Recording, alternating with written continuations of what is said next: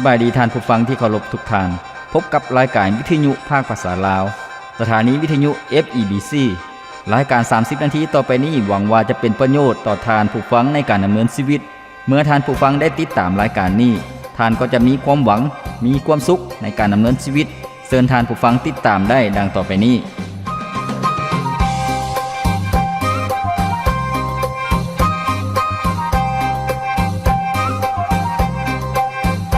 คำของพระเจ้าได้กล่าวไว้ว่าผู้ใดมีใจอ่อนหวานก็เป็นสุขเพราะว่าผู้นั้นจะได้รับแผ่นดินโลกเป็นมรดกผู้ใดอึดหิวความชอบธรรมก็เป็นสุขเพราะว่าพระเจ้าจะทรงให้อิ่มบริบูรณ์พระธรรมมัทธิวบทที่5ข้อที่5ถึงข้อที่6สุขสบายดีพ่อแม่พี่น้องท่านผู้ฟังที่เคารพรักทุกท่านพบกันอีกเช่นเคยกับรายการชีวิตนี้ยังมีความหวังข้าพเจ้าพรประเสริฐผู้ดำเนินรายการยินดีต้อนรับท่านผู้ฟังเข้าสู่รายการของพวกเราซึ่งรายการของพวกเรานั้นเป็นรายการที่นำเสนอให้กับพี่น้องประชาชนลาวบรรดาเผ่าที่จะได้รู้จักกับความจริงได้รู้จักแนวคิดได้รู้จักทางออกหรือว่าคำตอบสำหรับชีวิตของคนเฮาท่านผู้ฟังซึ่งที่ผ่านมารายการของพวกเรานั้นได้นำเสนอในหลายๆหัวข้อหลายๆภาคส่วนเชื่อว่าจะเป็นพระพรและให้ความรู้สำหรับท่านผู้ฟังและท่านผู้ฟังสามารถเอาไปประยุกต์ใช้ในชีวิตจริงได้ท่านผู้ฟังในปัจจุบันนี้รายการของพวกเราได้นำเสนอมาถึงภาคส่วนตอบคำถามที่สำคัญหรือว่าการตอบคำถามที่ยากเป็นคำถามที่ค้าใจซึ่งในที่นี้คำถามต่างๆยังเป็นคำถามที่คนเฮายังขาคำตอบในหลายยุคหลายสมัยและในปัจจุบันนี้พวกเขาก็ยังบ่ได้เข้าใจก็มีท่านผู้ฟังมื้อนี้เองพวกเขาจะเห็นฮู้ในหัวข้อใหม่ในภาคส่วนการตอบคำถามที่สำคัญซึ่งมีหัวข้อที่มีชื่อว่าโลกนี้มีผีมารซาตานและวิญญาณชั่วร้ายมีแท้หรือบ่ท่านผู้ฟังสิ่งนี้ก็เป็นคำถามสำหรับคนจำนวนหลวงหลายซึ่งยังบ่แน่ใจหลายๆคนก็ยังบ่เข้าใจแล้วก็ยังบ่ฮู้จักคำตอบว่าโลกนี้มีผีมารซาตานแล้วก็วิญญาณชั่วร้ายหรือบ่หรือว่าโลกนี้มีผีหรือบ่ท่านผู้ฟังซึ่งมื้อนี้เองพวกเขาจะมาเรียนรู้นํกันในทัศนะของคนทั่วไปในโลกนี้ต่อวิญญาณชั่วร้ายหรือว่าผีมารซาตานเป็นแนวใดท่านผู้ฟังดังที่พวกเขาได้รับรู้นํกันแล้วว่าในแต่ละประเทศแต่ละชนเผ่าแต่ละเผ่าพันธุ์นั้นก็มีการกล่าวถึงผีอย่างจำนวนหลวงหลายท่านผู้ฟังมีการกล่าวถึงผีตั้งแต่ในสมัยดึกดำบรรพ์ในอียิปต์โบราณท่านผู้ฟังหรือว่าในสมัยของกรีกหรือว่ากรุงอาเธนท่านผู้ฟังคนเฮาในสมัยประวัติศาสตร์ก็มีแนวคิดเรื่องวิญญาณหรือว่าผีชั่วร้ายต่างๆท่านผู้ฟังฉะนั้นแม้แต่ในทุกๆศาสนาก็มีเรื่องเล่าที่กล่าวถึงผีมารร้ายหรือว่าผีศาจท่านผู้ฟังในชีวิตของคนเฮาก็เช่นเดียวกันตั้งแต่ยังเป็นเด็กน้อยจิตใจของพวกเฮาก็มีความย้านผีท่านผู้ฟังแล้วก็มีพิธีกรรมการคาบไหว้แล้วก็การขอขมาการบูชาต่างๆท่านผู้ฟังซึ่งการคาบไหว้ผีบรรพบุรุษหรือว่าผีเจ้าผีบ้านผีเมืองผีป่าผีดงต่างๆแล้วก็ความรู้สึกของคนเฮาก็รู้สึกมีความย้านรู้สึกเมื่อเว้าถึงวิญญาณหรือว่าความลี้ลับต่างๆก็รู้สึกว่าคนหัวลุกท่านผู้ฟังคนคิงลุกอีกด้านหนึ่งในวัฒนธรรมของคนเฮาท่านผู้ฟังก็มีการตั้งชื่อแล้วก็เอาชื่อของผีนั่นก็มาเกี่ยวพันกับวัฒนธรรมหรือว่าการเว้าจาสื่อสารของคนเฮาซึ่งคนเฮาก็จะมีการตั้งชื่อต่างๆสำหรับคนที่เฮ็ดสิ่งใดสิ่งหนึ่งที่เป็นการประพฤติ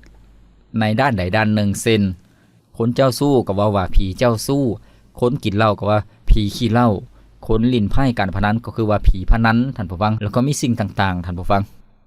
การใช้คำศัพท์นั่นก็มีคำศัพท์หลายอย่างบางคนรู้จักยาพื้นเมืองต่างๆก็คือว่ายาผีบอกก็มีบางคนซื้อเลขซื้อหวยซื้อเบอร์ก็บอกว่าเลขผีบอกอันนั้นก็คือในคำศัพท์ของคนเฮาในปัจจุบันนี้ท่านผู้ฟังมีคำศัพท์หลายอย่างแล้วในที่นี้กลับมาสู่หัวข้อของพวกเฮาก็คือว่าผีมารซาตานหรือว่าวิญญาณชั่วร้ายผีมารร้ายมีแท้หรือบ่ท่านผู้ฟังคำถามของคนเฮาก็คือว่าในปัจจุบันนี้ในทุกมื้อนี้ผีมีแท้หรือบ่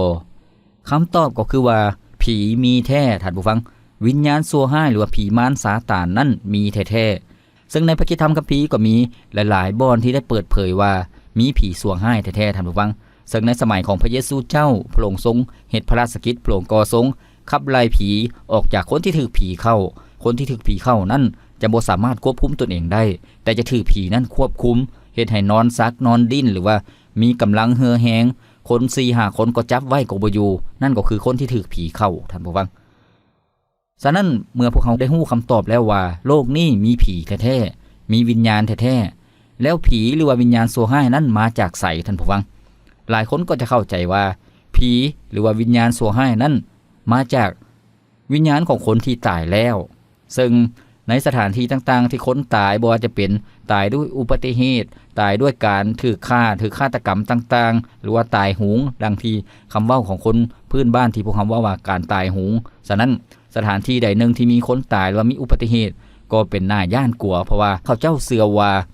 วิญญาณของคนที่ตายนั้นมาหลอกหลอนแล้วก็มาเบียดเบียนหรือว่ามาทำให้ประชาชนท่านผู้ฟังแต่ว่าในคำตอบของพระคริสตธรรมคัมภีร์ก็คือว่าผีบ่ได้มาจากวิญญาณของคนที่ตายแล้วท่านผู้ฟังเพราะว่าหยังมนุษย์ทุกคนพระเจ้าทรงสร้างขึ้นให้มีชีวิตแล้วก็มีจิตวิญญาณท่านผู้ฟังพระเจ้าทรงสร้างมนุษย์ให้เป็นผู้มีชีวิตแล้วก็มีจิตวิญญาณเมื่อคนเฮาหมดลมหายใจหรือว่าตายไปร่างกายก็จะเน่าเปื่อยจิตวิญญาณก็ออกจากร่างกายท่านผู้ฟังจิตวิญญาณจะไปไสตามความเชื่อของคนเฮาในวัฒนธรรมบูฮานจนถึงปัจจุบันก็คิดว่าวิญญาณของคนที่ตายแล้วก็จะล่องลอยไปสิงอยู่กับต้นไม้สิงอยู่กับสัตว์สิงอยู่กับสิ่งต่างๆท่านผู้ฟังหรือว่าหิวข้าวหิวน้ำต้องพเนจรไปเล่ร่อนพเนจรไปอันนี้คือความเชื่อของคนเฮาฉะนั้นคนเฮาจึงได้เฮ็ดบุญทำทานหาเพื่อให้ญาติพี่น้องของพวกเขาที่จากไปนั้นวิญญาณของพวกเพิ่นจะ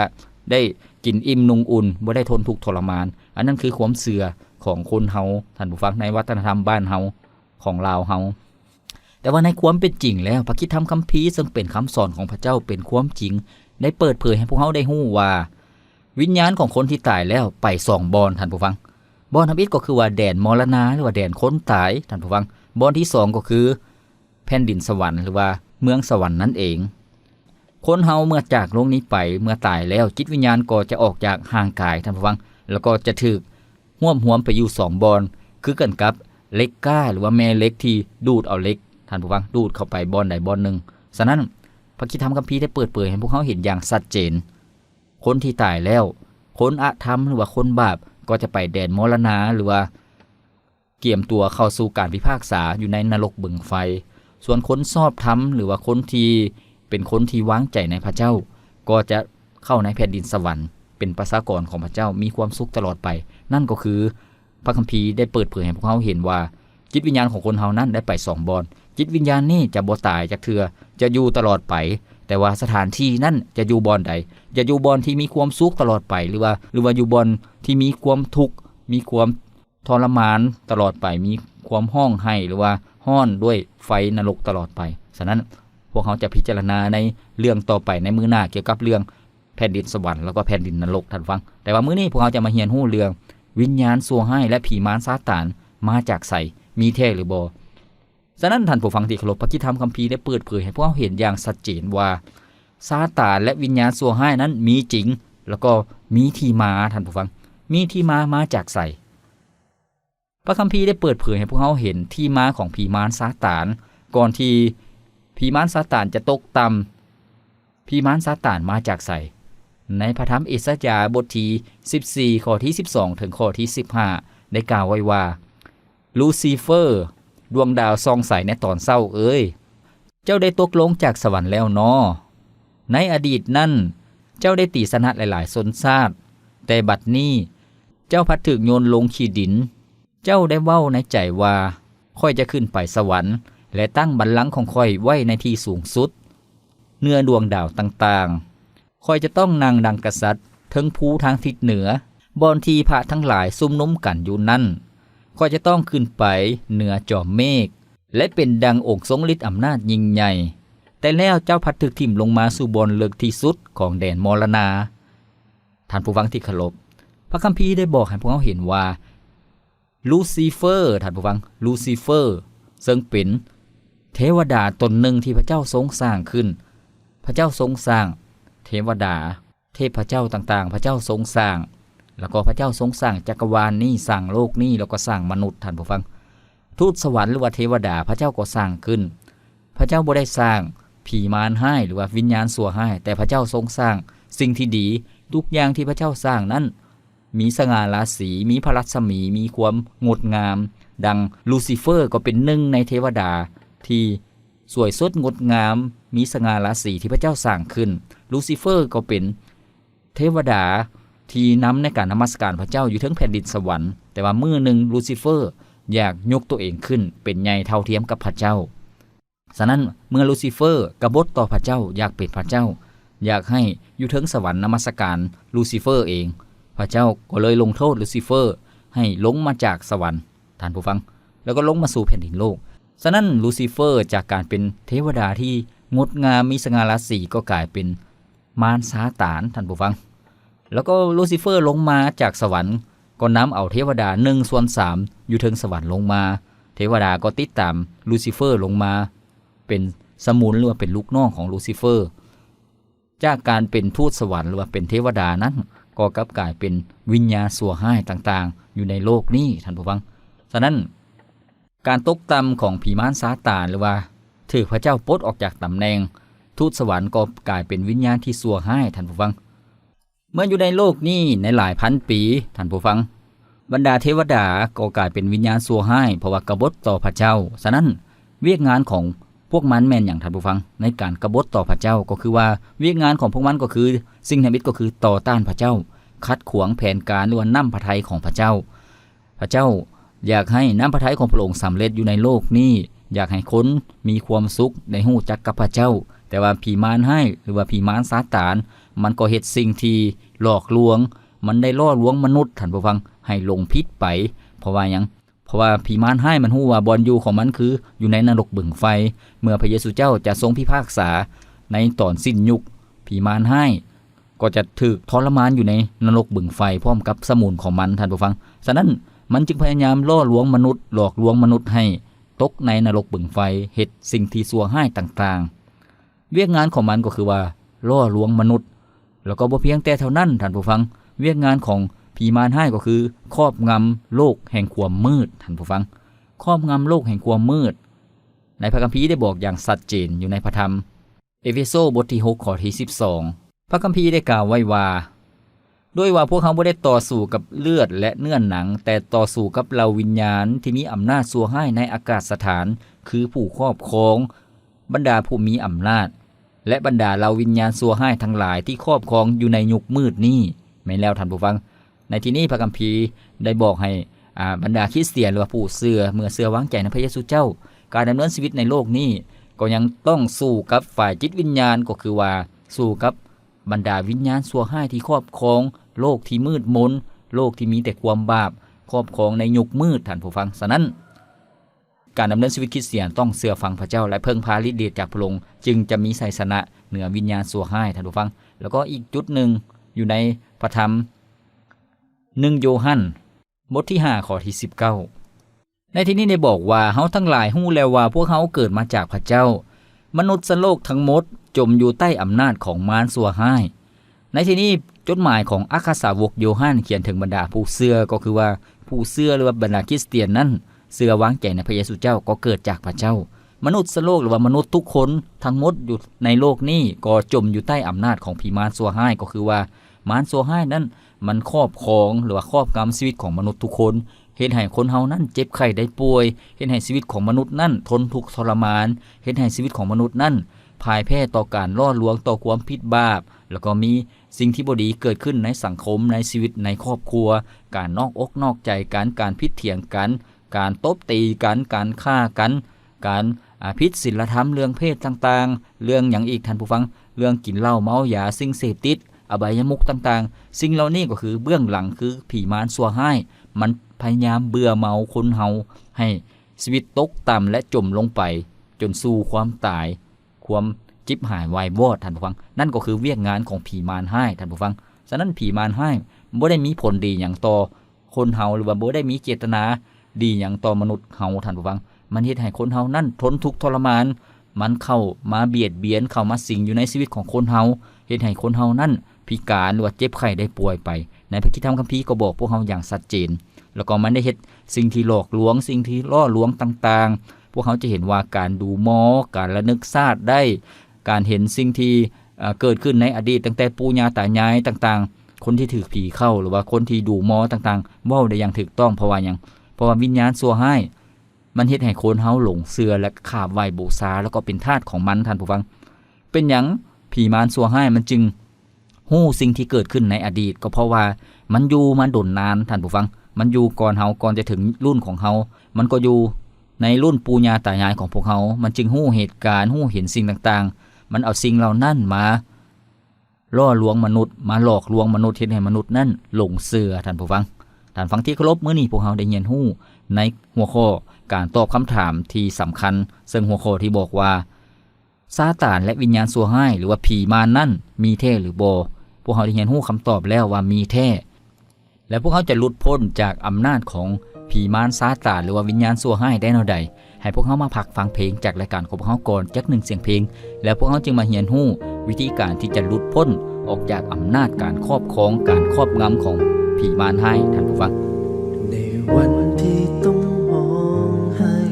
เมื่อใจสิ้นหนทางบ่มีแห่งจะเดินอีกต่อไปพระเจ้าเป็นทุกคำตอบและทรงอยู่บ่ไกลขอเพียงยอมเปิดใจให้พระองค์เมื่อชีวิตมีปัญหา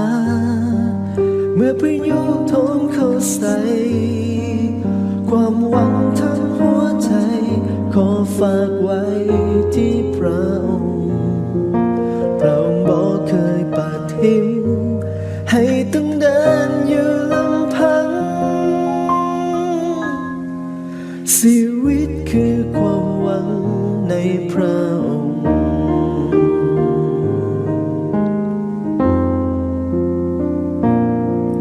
ในวันที่สิ้นหนทางเพียงวางภาระลง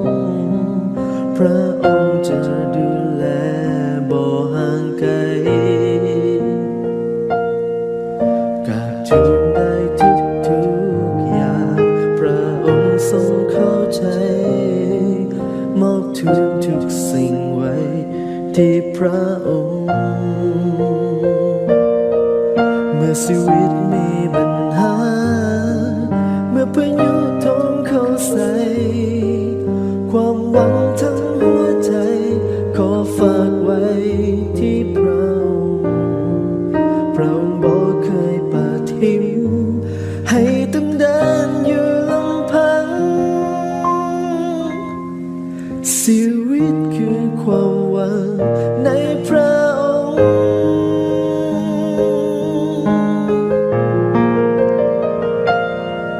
เมื่อชีวิตมีปัญหาเมื่อพายุโถมเข้าใส่ความหวังทั้งหัวใจขอฝากไว้ที่พระองค์พระองค์บ่เคยปาทิ้งให้ต้องเดินอยู่ลำพังชีวิตคือความหวังในพระองค์ชีวิตคือความหวังในพระองค์ท่านผู้ฟังที่เคารพมื้อนี้พวกเราได้เรียนรู้ในเรื่องที่สำคัญหรือว่าการตอบคำถามที่สำคัญซึ่งเป็นปัญหาของคนเฮาหลายคนยังบ่มีคำตอบยังบ่ได้เข้าใจก็คือว่าโลกนี้มีผีมารร้ายหรือว่าวิญญาณซัวร้ายหรือบ่คำตอบก็คือว่ามีแท้ท่านผู้ฟังแต่ว่าวิญญาณซัวร้ายหรือว่าผีมารร้ายนั้นมาจากไสบ่ได้มาจากวิญญาณของคนที่ตายไปบ่แม่นแนวนั้นแต่ว่ามาจากเทวดาที่กบฏต่อพระเจ้าหรือว่าต่อต้านพระเจ้าจากเทวดาที่สวยสดงดงามอยู่เทิงสวรรค์ก็กลับกลายเป็นวิญญาณที่ซัวร้ายซึ่งหัวหน้าของผีมารร้ายนั้นก็คือซาตานนั่นเองท่านผู้ฟังซาตานเป็นหัวหน้าของผีเป็นเจ้านายของผีเป็นเจ้านายของสิ่งซัวร้ายที่เป็นผู้ครอบครองโลกที่มืดมนแล้วก็เป็นผู้ครอบครองเป็นเจ้าแห่งความตายท่านผู้ฟังฉะนั้นมารซาตานมันจึงเป็นผู้ที่ขัดขวางแผนการของพระเจ้ามารซาตานมันจึงเป็นผู้ที่ล่อลวงมนุษย์ให้ตกลงในความผิดบาปแล้วก็ห้องฟ้องมนุษย์ให้พระเจ้าตัดสินลงโทษมนุษย์เพราะว่ามนุษย์เห็นเหตุผิดบาปมันก็ห้องฟ้องครอบงำแล้วก็มารซาตานมันก็ทำให้มนุษย์เห็นให้มนุษย์นั่นทนทุกข์ทรมานเจ็บไข้ได้ป่วยจนถึงแก่ความตายท่านผู้ฟัง นั่นก็คือผีมารซาตานท่านฟังที่เคารพแล้วพวกเขาที่เป็นมนุษย์เขาจะหลุดพ้นออกจากอำนาจของมารซาตานแล้วก็ผีซัวให้ได้แนวใดท่านผู้ฟังพวกเขาจะหลุดพ้นออกจากอำนาจของมันได้แนวใดการที่พวกเขาจะหลุดพ้นออกจากอำนาจการครอบงำหรือว่าการปกครองของผีมารให้ได้พวกเขาก็ต้องเพิ่งฤทธิ์อำนาจที่ยิ่งใหญ่กว่าฤทธิ์อำนาจที่เหนือกว่าผีมารซาตานท่านผู้ฟังในพระธรรมมัทธิวบทที่12ข้อที่28-29ได้บอกว่าแต่เฮาขับไล่ผีมารให้ออกด้วยพระวิญญาณของพระเจ้าดังนั้นราชอาณาจักรของพระเจ้าก็มาถึงพวกเจ้าแล้วบ่มีผู้ใดจะเข้าไปปุ้นเอาทรัพย์ในเฮือนของคนแข็งแรงได้เว้นแต่ได้มัดคนแข็งแรงนั่นไว้ก่อนแล้วจึงปุ้นเอาทรัพย์อยู่ในเฮือนของเพิ่นได้แม่นแล้วท่านผู้ฟังในที่นี้องค์พระเยซูเจ้าได้สั่งสอนเทศนาแล้วก็เหตุการณ์อัศจรรย์พระองค์ทรงขับไล่ผีมารให้ออกจากคนที่ถูกผีเข้าด้วยฤทธิ์เดชของพระองค์ด้วยอำนาจของพระองค์ฉะนั้นพระองค์จึงประกาศว่าอาณาจักรของพระเจ้ามาถึงแล้วการปลดปล่อยของพระเจ้ามาถึงแล้วท่านผู้ฟังในพระธรรม1โยฮันบทที่3ข้อที่8ได้กล่าวไว้ว่าผู้ที่ยังเฮ็ดบาปก็มาจากมารให้เพราะว่ามารให้ได้เฮ็ดบาปตั้งแต่ต้นเดิมมาแต่พระบุตรของพระเจ้าได้เสด็จมาปรากฏก็เพราะเหตุนี้แหละคือเพื่อทรงทำลายกิจการของมารให้เสียแม้แล้วท่านผู้ฟังพระเยซูเจ้ามาเกิดในโลกนี้บ่เพียงแต่มาไถ่บาปมนุษย์ทุกคนแต่พระองค์ยังมาทำลายกิจการของผีมารให้ประกาศไสยชนะเหนือผีมารให้โดยการที่พระเยซูเจ้านั้นเป็นขึ้นจากความตายในมื้อที่3พระเยซูเจ้าทรงมีฤทธิ์อำนาจปลดปล่อยคนที่ถูกผีเข้าถูกเบียดเบียนคนที่ถูกผีเบียดเบียนให้ได้เป็นอิสระท่านผู้ฟังแล้วก็พระเยซูเจ้ามีไสยชนะเหนือความตายก็คือว่าพระองค์ทรงเป็นขึ้นจากความตายในมื้อที่3ท่านผู้ฟังฉะนั้นพระเยซูเจ้าเข้ามาในโลกนี้เพื่อทำลายกิจการของผีมารให้หรือว่าเวียกงานของผีมารให้เวียกงานของผีมารให้แม่นหยังเพื่อหลอกลวงมนุษย์เพื่อทำให้มนุษย์แล้วก็ดึงมนุษย์นั่นให้ตกต่ำแล้วก็ไปสู่ความตายแล้วก็ตกนรกบึงไฟแต่ว่าพระเยซูเจ้ามาช่วยปลดปล่อยชีวิตของมนุษย์ให้เป็นอิสระจากอำนาจของความมืดของผีมารชั่วร้ายและให้เขาเจ้านั้นมีชีวิตที่มีอิสระท่านผู้ฟังฉะนั้นการที่พวกเขาจะหลุดพ้นออกจากอำนาจของผีมารหรือว่าซาตานได้พวกเขาต้องเพิ่งพาฤทธิ์อำนาจที่ยิ่งใหญ่กว่าพวกเขาอยากเพิ่งพาฤทธิ์อำนาจที่ยิ่งใหญ่กว่าผีมารให้ได้แนวใดก็คือว่าต้องเชื่อวางใจในพระเยซูเจ้าเชื่อในการไถ่ให้รอดพ้นของพระเยซูเจ้าท่านผู้ฟังชีวิตของพวกเขาจึงได้รับการปลดปล่อยท่านผู้ฟังอย่างแท้จริงฉะนั้นหลายๆท่านที่ยังถูกวิญญาณชั่วร้ายหรือว่าสิ่งศักดิ์สิทธิ์ต่างๆเบียดเบียนชีวิตของคนเฮาชีวิตของญาติพี่น้องหรือว่าลูกเต้าของพวกเฮาให้พวกเฮาเข้ามาเพิ่งพาฤทธิ์อำนาจของพระเยซูเจ้าแล้วพวกเฮาจะได้รับการปลดปล่อยท่านผู้ฟังในทางปฏิบัติก็คือว่าพวกเฮาสามารถใช้นามสื่อของพระเยซูเจ้าขับไล่ผีมารให้ออกไปท่านผู้ฟังพวกเฮาสามารถใช้นามสื่อของพระเยซูเจ้าในการขับไล่ผีมารให้ออกไปจากคนที่ถูกผีเข้าท่านผู้ฟังพระเยซูเจ้าทรงมอบฤทธิ์อำนาจให้กับบรรดาผู้ที่เชื่อวางใจในพระองค์ให้มีฤทธิ์อำนาจในการขับไล่ผีชั่วร้ายออกจากคนที่ถูกผีเข้าโดยใช้น้ำสื่อของพระองค์ก็คือว่าในทางปฏิบัติเมื่อคนใดคนหนึ่งที่ถูกผีเบียดเบียนหรือว่าถูกผีเข้าเมื่อพวกเขาไปซอยพวกเขาก็ใช้ในน้ำสื่อของพระเยซูเจ้าผีนี่จงออกไปท่านผู้ฟังหรือว่าแม้แต่คนที่มีความย่านผีหรือว่าย่านกลัวย่านบอลลึกลับต่างๆย่านบอลที่มีความมืดต่างๆให้พวกเขาอธิษฐานใช้น้ำสื่อของพระเยซูเจ้าในน้ำสื่อของพระเยซูเจ้าผีมารให้จงออกไปบ่ต้องมาเบียดเบียนบ่ต้องมาใกล้ชีวิตของข่อยพวกเขาเว้าในนี้ใส่น้ำสื่อของพระเยซูเจ้าผีมารให้มันก็จะออกไปท่านผู้ฟังดังนั้นท่านผู้ฟังที่เคารพน้ำสื่อของพระเยซูเจ้าเป็นน้ำสื่อที่มีฤทธิ์อำนาจยิ่งใหญ่ผีมารให้มันก็จะปบหนีไปท่านผู้ฟังเมื่อพวกเขาได้ซอยชีวิตของคนใดคนหนึ่งที่ถูกเบียดเบียนหรือว่าถูกผีเข้าสิงถูกวิญญาณชั่วร้ายเบียดเบียนเมื่อพวกเขาใส่น้ำสื่อของพระเยซูเจ้าขับไล่ผีออกไปแล้วพวกเขาก็ต้องนำคนนั้นรับเชื่อวางใจในพระเยซูเจ้าแล้วก็ติดตามพระองค์ตลอดไปท่านผู้ฟังเพื่อชีวิตของเขาเจ้านั้นจะได้รับการปกป้องเบิงแยงจากพระเจ้าซึ่งเป็นฤทธิ์อำนาจยิ่งใหญ่ซึ่งในพระธรรมมัทธิวได้บอกให้พวกเขาได้เห็นเป็นตัวอย่างซึ่งอยู่ในพระธรรมมัทธิวบทที่12ข้อที่43ถึง45บอกว่าเมื่อผีชั่วร้ายออกจากคนหนึ่งแล้วมันก็เที่ยวไปในทินแห่งแล้งกันดารซอกหาบอนพักเซาแต่มันหาบ่ได้มันว่าเฮาจะกลับคืนเมืองเฮือน บอนที่เฮาได้หนีมาดังนั้นมันจึงกลับคืนไปและพบเฮือนเป่าวางอยู่ทั้งสะอาดและตบแต่งไว้อย่างดีแล้วมันก็ออกไปนำเอาผีซัวให้7 ตัวที่โหดเหี้ยมห้ายกาจยิ่งกว่ามันอีกมาอาศัยอยู่ในเฮือนนั้นในที่สุดบั้นปลายของคนนั้นก็จะอยู่ในสภาพที่ซัวลงกว่าตอนต้นอีก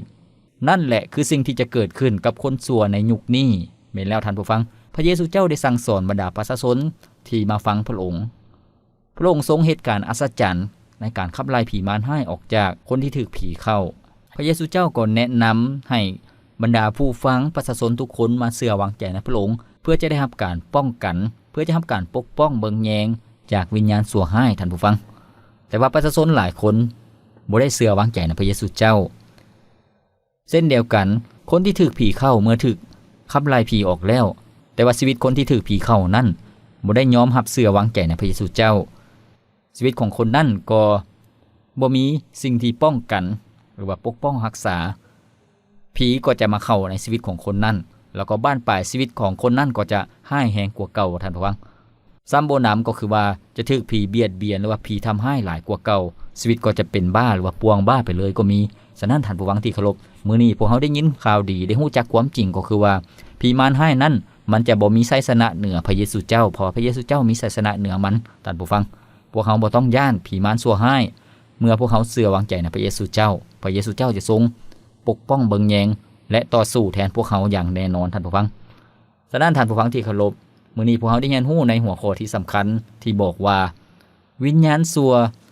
ผีมารซาตานและวิญญาณชั่วร้ายมีแท้หรือบ่มีแท้แล้วก็มันก็มีฤทธิ์อำนาจแท้ในการเบียดเบียนในการทำให้มนุษย์แต่พวกเขายังมีทางหลุดพ้นออกจากอำนาจของพวกมันโดยการเชื่อวางใจในพระเยซูเจ้าผู้ทรงเป็นพระเจ้ายิ่งใหญ่สูงสุดและมีชัยชนะเหนือพวกมันท่านผู้ฟังข้าพเจ้าหวังอย่างยิ่งว่าท่านผู้ฟังจะได้รับการช่วยเหลือจากพระเยซูเจ้าต้อนรับพระองค์เชื่อวางใจในพระองค์แล้วชีวิตของท่านผู้ฟังนั้นก็จะเป็นชีวิตที่มีชัยชนะเป็นชีวิตที่มีความสุขเป็นชีวิตที่ได้รับการอวยพรจากพระเจ้าแล้วก็เป็นพระพรให้กับคนอื่นๆท่านฟังที่เคารพรายการของพวกเราดำเนินมาฮอดนี้ก็สิ้นสุดเพียงเท่านี้ข้าพเจ้าพรประเสริฐผู้ดำเนินรายการขอกล่าวคำว่าขอพระเจ้าอวยพรท่านผู้ฟังทุกท่านพบกันใหม่ในโอกาสหน้าสบายดีจิตวิญญาณของท่านพระเยซูลา